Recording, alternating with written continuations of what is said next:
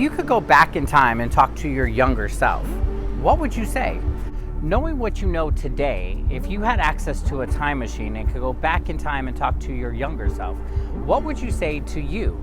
Like, what advice would you give yourself? I recently saw a picture of myself back when I was 21 years old, and as I looked at that picture, I kept wondering, man, if only I could go back and talk to that young man, what would I tell him?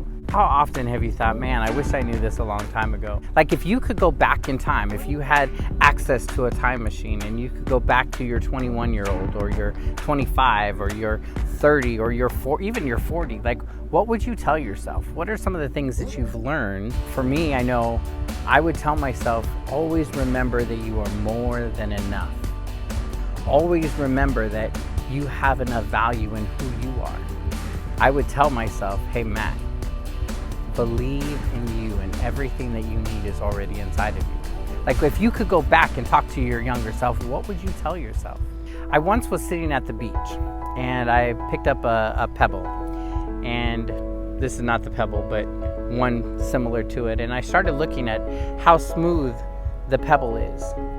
And I wondered, how does a pebble get its smoothness? When I started to research the pebble and how pebbles go on this journey, this life journey, realized most pebbles don't start off with the smoothness that this one had. Most rocks start with jagged edges and roughness, and it's the journey that the rock goes on that gives it its smoothness, gives it its shininess. So it goes on a journey just like we go on a journey in our life. Like, there are opportunities and things that we have that build our character, that build who we are, that define who we become and what we believe. It's the journey of the rocks pounding against each other, the challenges that we face in our life, the broken relationships, the upsets, the disappointments, the hurt, the frustrations that pound in our life that creates the smoothness. So often we want to get to the smoothness, we want to get to the shininess, we want to get to that end without going through the journey. And unfortunately, life just doesn't work that way. We have to go on a journey just like this rock. We start off rough, we start with jagged edges, and after our journey, after what we've gone through, we end up smooth and shiny.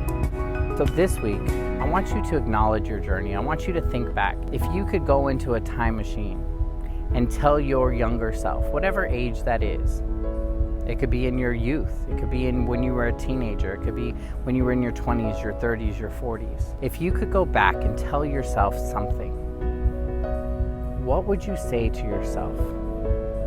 What would you say to empower? What would you say to heal that younger you? Now, this conversation is not a monologue. This is a dialogue. This is designed for you and I to share. I love reading the comments. I love how we get to chat with each other, and how when you put your comments in, other people start remarking as well, because we're learning together. This is our safe space. This is the place for me to share my journey, you to share your journey, and for us to celebrate our journeys together. Make sure and leave a remark in there.